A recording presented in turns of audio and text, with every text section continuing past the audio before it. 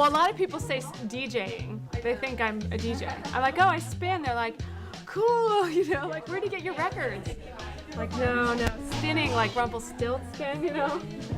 Or they think I'm like an aerobics instructor, like in the spinning classes where you're on a bike all the time. But try to explain exercises for dogs and horses. I don't sweat, pay money to make me sweat. I spin, and I usually say like Martha Washington or Betsy Ross, and then people get it.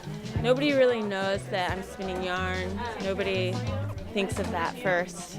So if I explain it, then, you know, they think I'm kind of, you know, strange. Like I'm acting like an old lady, or did my grandma teach me that, or something like that. If you were at a soccer game or a hockey game or whatever, and you saw somebody like knitting, it was weird. It was kind of like, you know, what are they, Mennonite? What? Why are they doing that? Now, I'm not the only person who does it. I mean, I used to be a real novelty. I used to go to, like, my older kids or teenagers, and I would go to their soccer games, whatever, and I'd sit there and I'd knit. And I would have like a half a dozen people come up. What are you making? What are you doing? What you got there? You know, now it's a lot more commonplace. It's a lot more normal. Now I have people come up and say, what are you doing? Oh, I'm doing this. And they tell me what they're doing. I tried to learn how to knit, and I sucked at it so bad. But I love the yarn, so I just kept buying all these beautiful yarns, but then the stuff I made was pretty lame. And then I just realized, well, the thing I like the best is the yarn anyways. And then I accidentally bought some handspun yarn from the shop in town. It just wasn't labeled, I just got it. And it was so different from the machine-made stuff. And I went back and asked them what it was, and they said that it was handspun, and I just realized, like, oh, okay. That's where my interest is anyways. It's all about the yarn more than anything else. So luckily they offered classes, so I just learned how to spin at that point.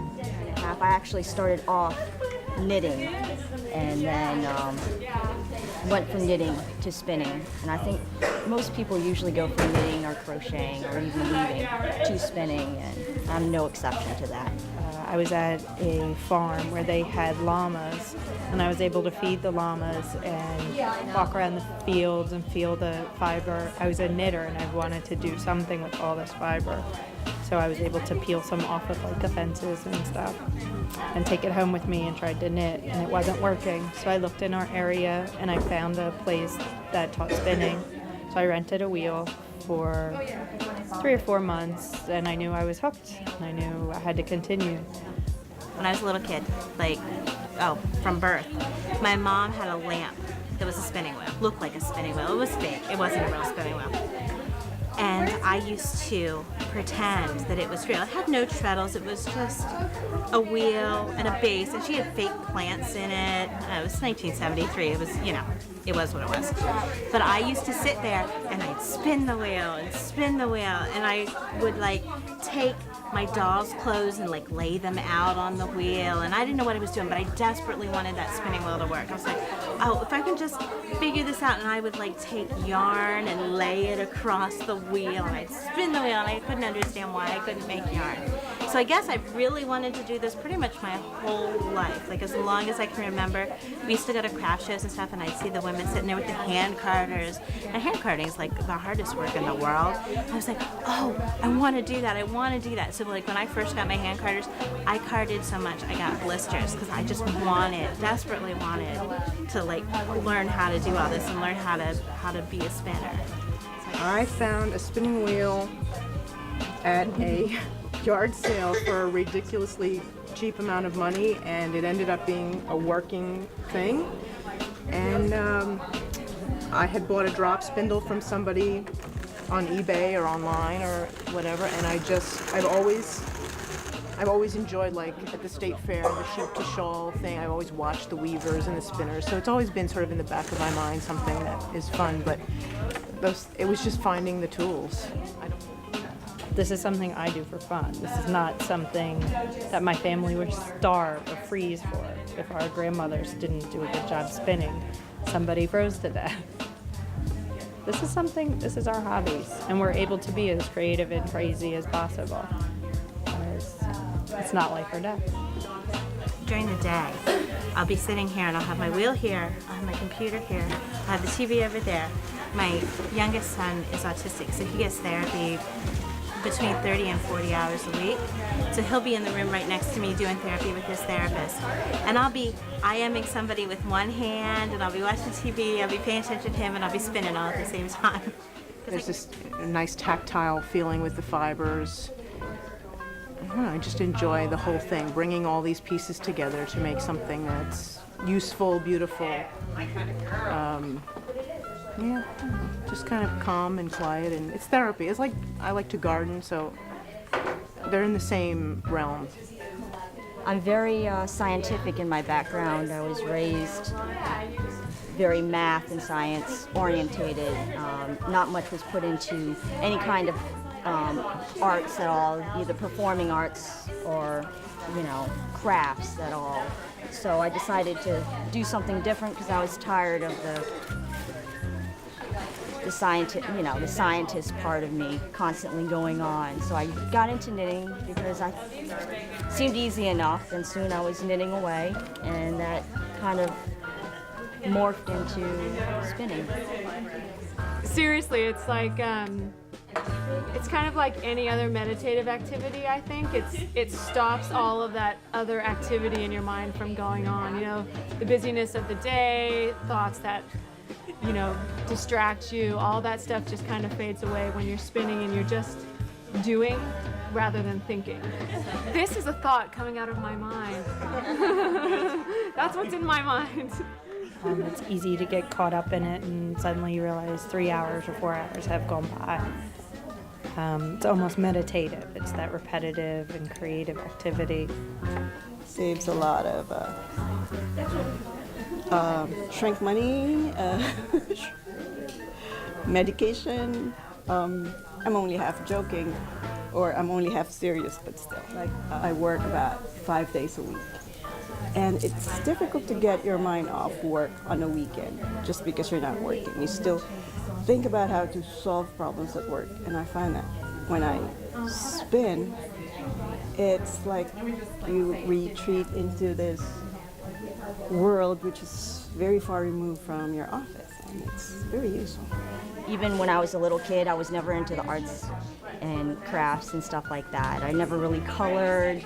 I played, but I never really did, Play-Doh and stuff like that. So this is something totally new and different to me, to actually sit and make something and be able to sit down and go, wow, I made that.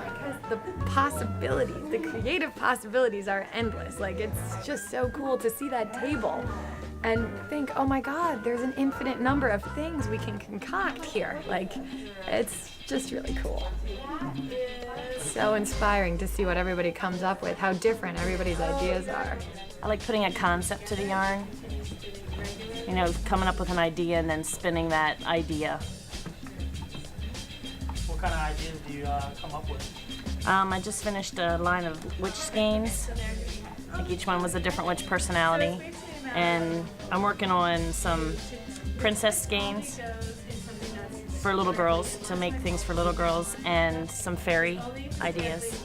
That's the one I'm working on now. I'm doing a series of yarns right now on politics. So I'm working on trickle-down economics right now. And so I have it's 3 ply, and 1 ply represents gender, and 1 ply represents race, and 1 represents wealth. And so I'm doing political yarns. It's kind of weird, but That's awesome. I'm gonna do Mao and Marx. It's very exciting. Some of it's just internal, just sort of internal ideas. A lot of it comes from the outside world, so for colors and stuff, influenced by the landscape. Seasonal stuff, might just see colors in the landscape and get ideas I wouldn't be able to come up with myself. Holidays are always a good inspiration since they're just ripe for the picking, so there's always insane things in the culture to use, like little plastic spiders or whatever, so cultural influences like that. A lot from other people online.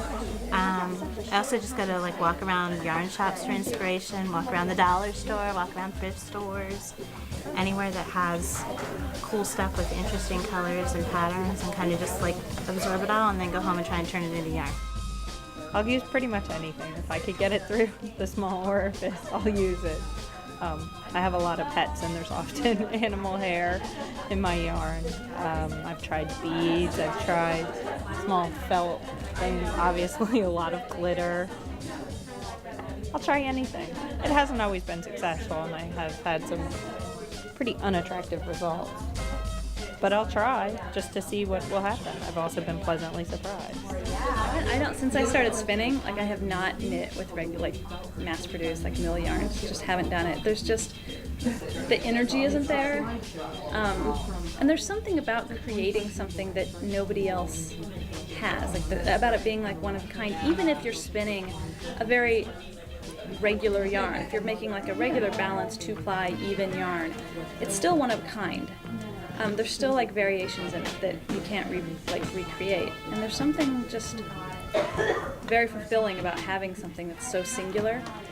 Commercial yarn is everything's very even, even if you have a huge puff of something in your yarn, it's going to be every 3 feet, and it's so boring. You can't.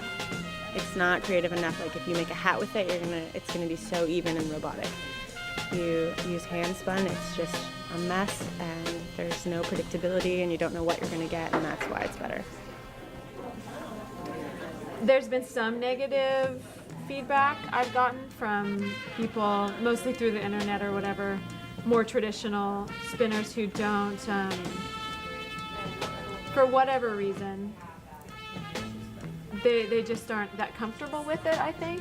And I think that's probably people who are more interested in the history of the craft, which I appreciate as well, the history of it. But there's some people look at a history and they want to preserve it in that same way forever. And when they see it changing, they get uncomfortable with that. So I think people who are like that are not comfortable with this because they think it's maybe a you're ruining the craft of spinning, or, it's corrupting it or something like that. So, and they're entitled to feel that way for sure. I like to think about it as just a new twist on it.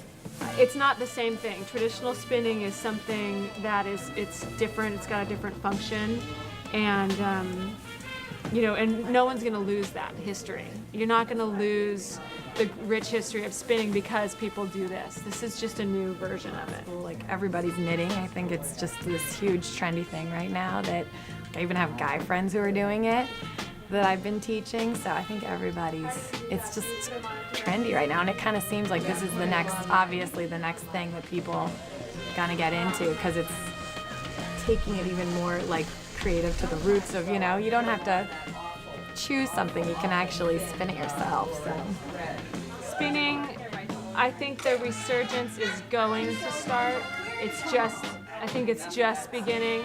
There's a huge resurgence in knitting and crochet, which is it'll lead to spinning naturally, which is, I think most people here started out knitting and crocheting. The internet is just amazing.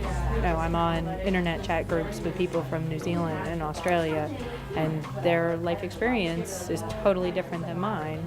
They have thousands of acres, and they have sheep, and they're making yarn because their kids need sweaters, where I'm doing this as something fun and as a hobby. But it's fascinating, and meeting all these people. They were out there before I met them, in the past year. I just didn't know they were there. Didn't know they existed. I like antique linens and lace and seeing what other women made. So I do a lot of yard sailing and tag sailing, and it's fun to remake things from their old things that are no longer useful or damaged. And they often, an older piece of something will transfer into a new item.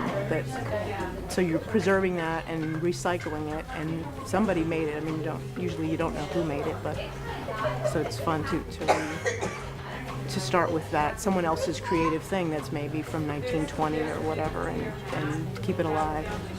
A lot of the time, they'll send me back a picture of what they made, and I don't know, it's very cool to have this link with someone that you don't know that they got something out of what I made.